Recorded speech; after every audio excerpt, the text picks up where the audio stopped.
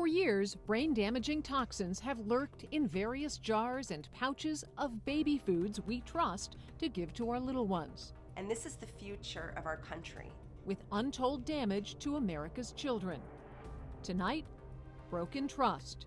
It's sickening, and it could all have been prevented. In an agency designed to protect us. There is this failure on behalf of the FDA. Because the FDA does not have our backs. How did we get here? For years, we've uncovered hidden poisons in baby food. There is no requirement that these companies test for toxic elements like arsenic and lead. I was not aware of that. And who's failed to get it in check. DC is broken. This is unacceptable. Completely unacceptable.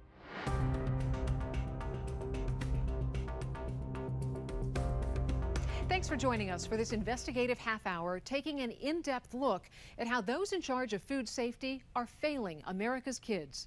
I'm Lisa Fletcher.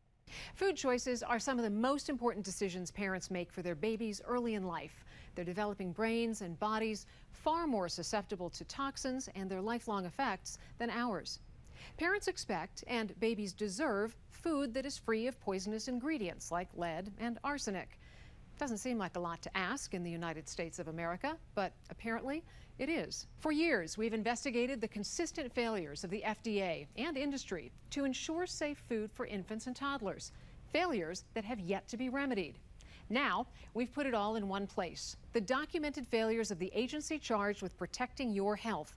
From the unanswered demands by U.S. attorneys general to the repeated calls from Congress for the FDA to act, to the suffering of real families harmed by toxins in their baby's food.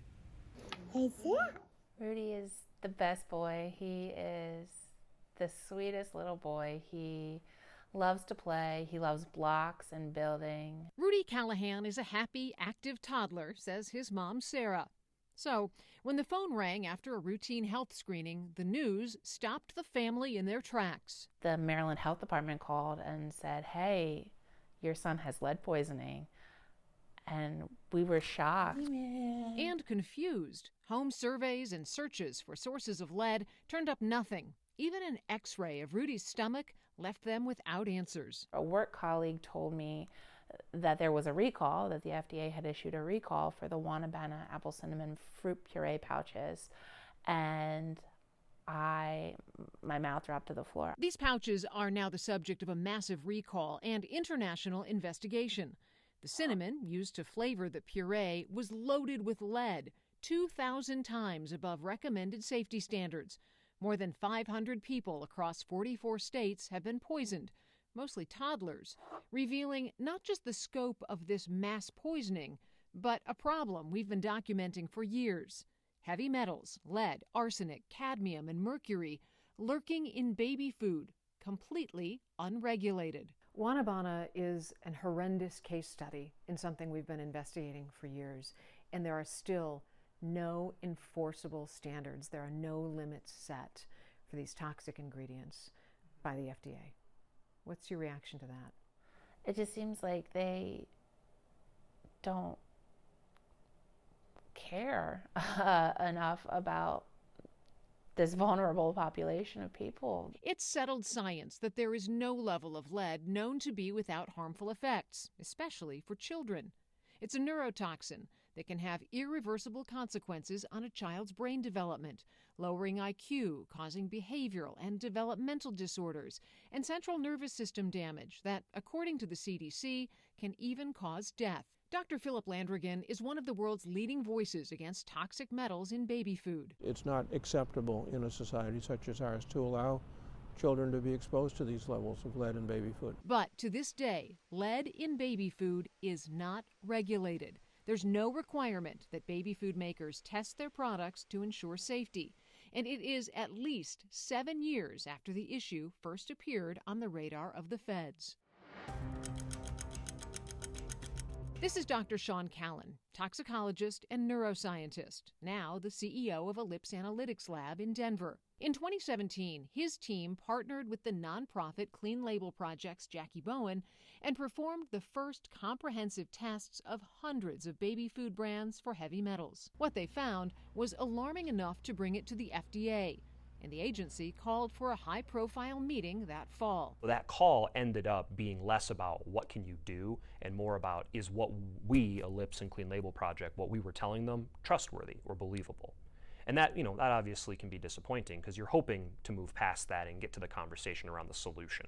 And that is not what happened. After we had that initial call, I sent several follow-up emails of, hey, we can help you do this. What if we do this? All to which we didn't receive a response. Callan and Bowen told us the agency went dark, ignoring calls to set limits for toxic metals in baby food, until 4 years later, when, in 2021, the work of this pair would bring the problem to a fever pitch. That February, armed with their data, a bombshell congressional investigation brought light to a problem that had lived in the shadows. It reads, baby food manufacturers hold a special position of public trust. Consumers believe that they would not sell unsafe products. Consumers also believe that the federal government would not knowingly permit the sale of unsafe baby food. As this staff report reveals, baby food manufacturers and federal regulators have broken the faith. What responsibility did the FDA have to act on this information when they had it at least 5 years ago? It first of all reflects a failure of government to do its job. FDA needs to establish standards quickly. In my opinion, as a pediatrician, the federal agencies need to act now. The report revealed products as much as 177 times over the limit of contaminant levels set for bottled water. Among the worst culprits for arsenic, rice, common in cereal for babies. The Congressional Investigative Committee concluded that the FDA should require manufacturers to test their products, and the FDA should set limits for heavy metals in baby food. But they didn't. That same year, partisan politics prevailed, and the Baby Food Safety Act, which would have set limits on toxic metals in baby food, failed on the Hill. And 23 state attorneys general banded together to demand the FDA take action within months, not years. Yet the FDA did not set limits and rejected the petition. In 2022, we discovered the foods identified in the congressional investigation as dangerous appeared over and over again on states' approved lists of food available to low-income families through a federally subsidized program known as WIC, short for Women, Infants, and Children. WIC helps to feed nearly half of all infants born in the U.S. by offering families benefits to buy specific foods designated on a WIC shopping list. Devastating, said mom and pediatrician Dr. Anna Marie Temple. You are passionate and angry about contaminants being in baby food. How much worse does it get for you when you find out it's in the WIC program? It's devastating because the illnesses that are going around is affecting disproportionately the families that are economically disadvantaged. And they also happen to get the foods with the heaviest loads of heavy metals. It is unfair, it is unjust. Across the country, in California, lawmakers got sick of waiting for the feds and the FDA to protect kids. They passed AB 899 that forces manufacturers to test their products being sold in California once a month. The law's architect, Al Murasucci. California often leads the country in terms of fighting for consumer protections. It's a done deal in the Golden State, taking effect in January of 2024. We have repeatedly asked for those test results and received nothing, calling into question whether manufacturers are actually adhering to the law in California. Back in Maryland, the Callahans are powerless, waiting to see if lead poisoning impacts Rudy's future. Unfortunately for us, we live our day-to-day life loving him and being happy with him, but I think inside we're always waiting for the next shoe to drop. Hundreds of other families are in the same position, and they want to know why. Why the FDA, despite promising action to limit heavy metals, has failed to do it. Coming up, our exclusive investigation uncovers erased deadlines and ignored opportunities to get this under control. This is unacceptable. Completely unacceptable. As one lawmaker is losing patience. Our exclusive interview, next. We know about lead in paint and gasoline and the long-standing efforts to clean it up. But how does a harmful toxin like lead enter the foods consumed by babies? It's in the environment. It can get into the crops through soil, water, air, and processing, or even be added intentionally to falsify amounts of expensive ingredients. The FDA's theory about how cinnamon and applesauce became so severely tainted. Lowering levels of lead in baby food requires careful sourcing and testing to find crops that are grown in the least contaminated conditions. It would require baby food makers to closely monitor their supply chain, test their final products, and potentially pivot to cleaner sources. Spotlight on America has pressed the FDA about heavy metals in baby food since 2021, asking critical questions in roughly 50 emails, broadcasting more than a dozen investigations over 3 years, and submitting multiple requests for interviews, all of which have been declined. Responses are often similar, like the FDA takes the issue of toxic elements in baby food very seriously, or the FDA continues to make steady progress on the issue of lead in baby food. When hundreds of kids were potentially poisoned from lead in Wanabata cinnamon applesauce, we compared the FDA data to our own. We contacted every state health department in the U.S. and discovered more kids and states were impacted than the FDA was reporting. After broadcasting that story, the FDA posted a statement that the agency and the CDC were both collecting data and not necessarily comparing notes, making an accurate case count impossible to confirm. Our follow-up inquiry was met with a familiar refrain from the FDA stating, "Our goal continues to be ensuring access to safe foods." Our goal was to sit down with someone at the FDA to talk about the questions we've been raising for years. We asked for an interview for this special, and after 5 weeks of consideration, the agency declined to talk with us. We're not the only ones having a hard time getting answers from decision makers at the FDA. The leading voice on the Hill, who launched the congressional investigation into baby food makers and the FDA in 2021, publicly confronted the FDA's commissioner for the first time in a heated hearing this spring, frustrated that 3 years have gone by, little's been done, and kids across America are still consuming foods loaded with toxic heavy metals. While baby food is no longer on Congressman Raja Krishnamurthy's shopping list, it is still high on his list of concerns. 3 years have passed since his investigation, and kids across America are still consuming foods loaded with toxic heavy metals. How did we get here?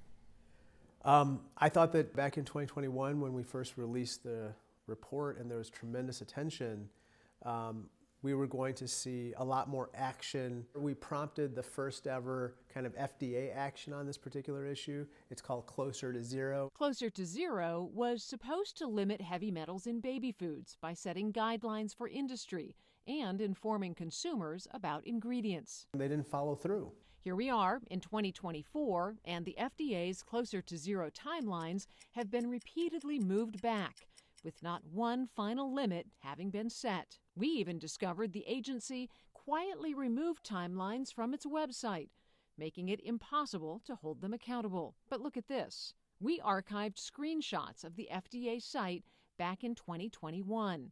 And you can clearly see what the agency promised: limits for lead and arsenic by April of 2024.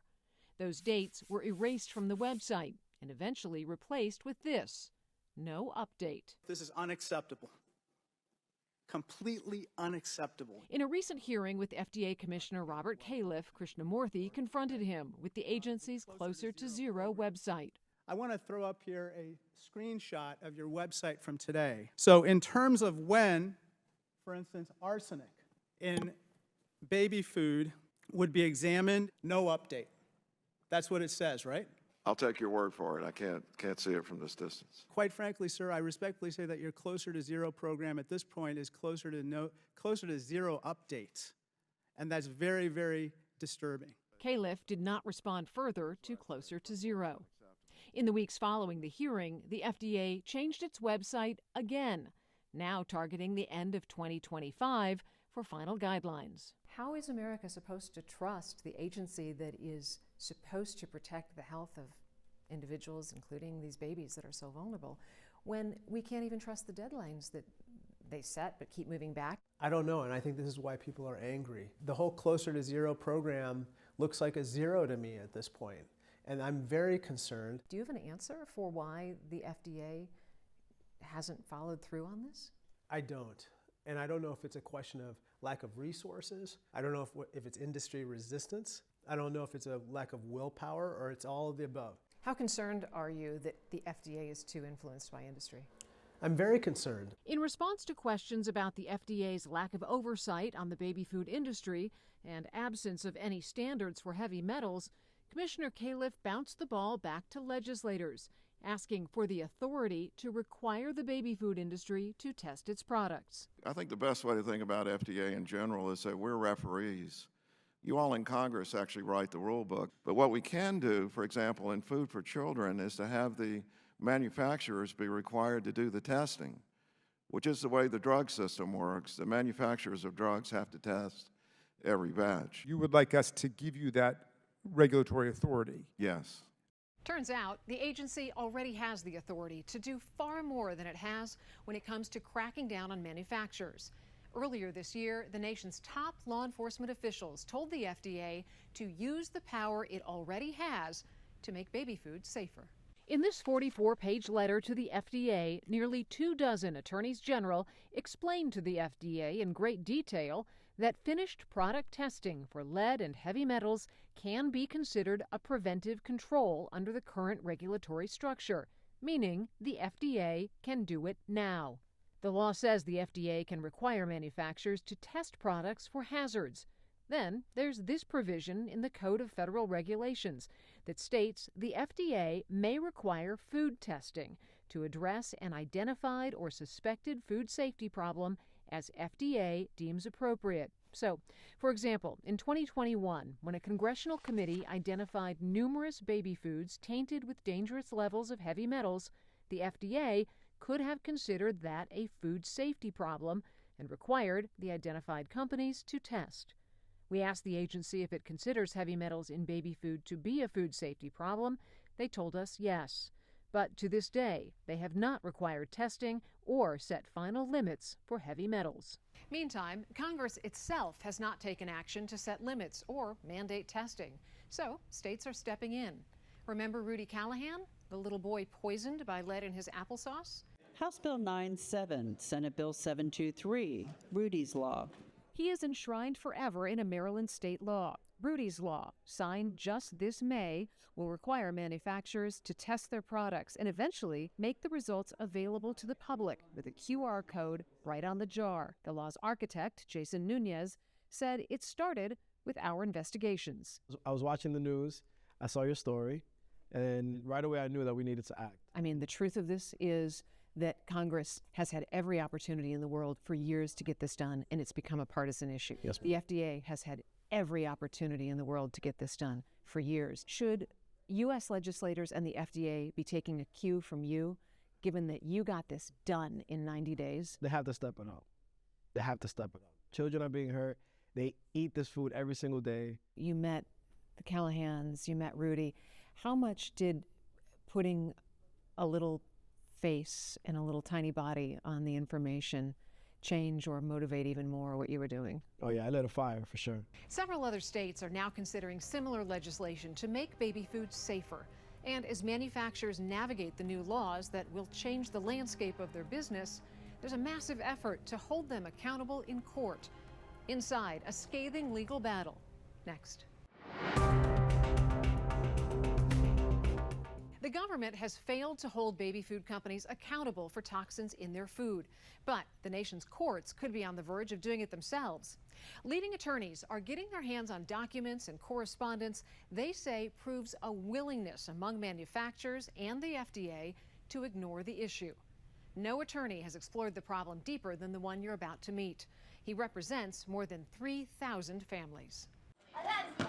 Thousands Thousands of kids are suffering from ADHD and autism that their parents say can be traced back to the food they ate at the most sensitive time in their lives. And once parents learn of this, it's obviously a tremendous shock. It was this hidden threat in the food that parents simply had no idea about. Pedram Esfandiari, partner at the Wisner-Baum law firm, launched the groundbreaking legal battle against several major baby food makers, alleging they knowingly sold food with astronomical amounts of toxic metals, saying their malicious recklessness and callous disregard for human life has wreaked havoc on the health of countless vulnerable children, all so that the defendants could maximize profits while deliberately misleading parents regarding the safety of their baby foods. As you built your case, you tracked down leading doctors and scientists to determine the true impact of heavy metals on kids. What did you learn? If there is an exposure to a toxin like lead or arsenic, which let's not forget, that's rat poison,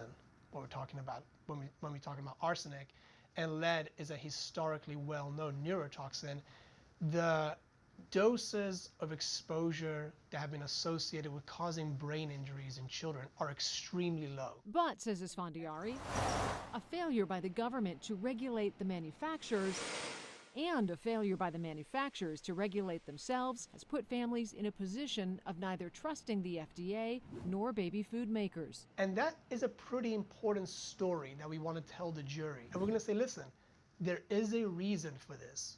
There is a reason why this specific child ate contaminated foods and suffered brain injury. It's because of the lack of laws and regulations. There is this failure by the FDA in properly regulating these baby foods. And as American history has taught us over and over and over again, from cigarettes to pesticides to car manufacturers and now unfortunately baby foods, it's never a good idea for industry to regulate itself. Our reporting from years ago uncovered and validated the fact that the FDA has known about these issues for, at a minimum, 7 years.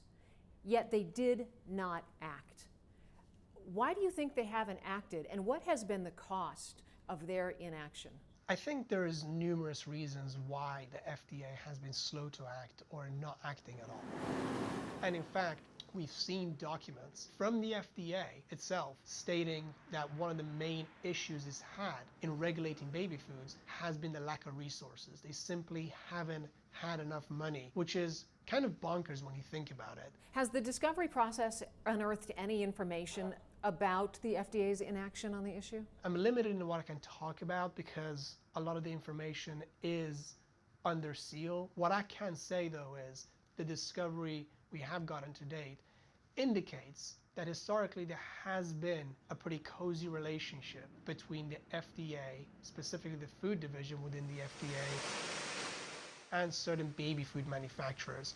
And the FDA, unfortunately, has been prioritizing industry's bottom line over the food safety and making sure that the foods are uncontaminated with heavy metals. Esfandiari says despite demand from parents to politicians, he's seeing nothing resembling a rapid response to what's been called a crisis in the baby food industry. And unfortunately, the FDA and government agencies are still lagging on this front. But the silver lining is that with greater availability of information, more people are learning about this issue. People like Leah Segedy, mom turned activist, who's raising the volume on this conversation with hundreds of thousands of parents who follow her online. You have so many followers on social, Leah, and they refer to you as the real FDA. What does that tell you? It tells me that I'm doing the testing that the FDA should be doing. She independently tests products, looking for dangerous hidden ingredients that will never appear on the label. What do you expect from the FDA and lawmakers on this issue?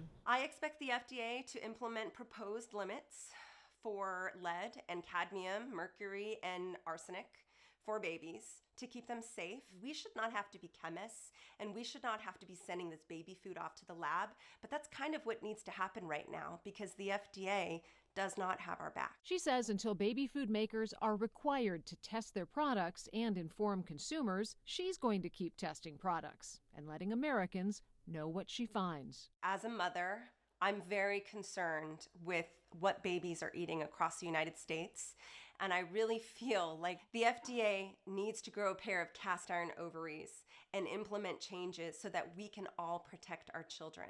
This is their job, not ours. Our investigations don't end here. We'll keep asking questions on the Hill and of the agency charged with keeping our food supply safe until you have the information and answers you deserve. Thanks for watching. I'm Lisa Fletcher. To contact your member of Congress and urge action on this issue, to learn more about how parents can ensure food safety for their children, and to watch our years-long catalog of investigations on this topic, go to spotlightinvestigates.com. There you'll also find a link to the special that you can watch and share.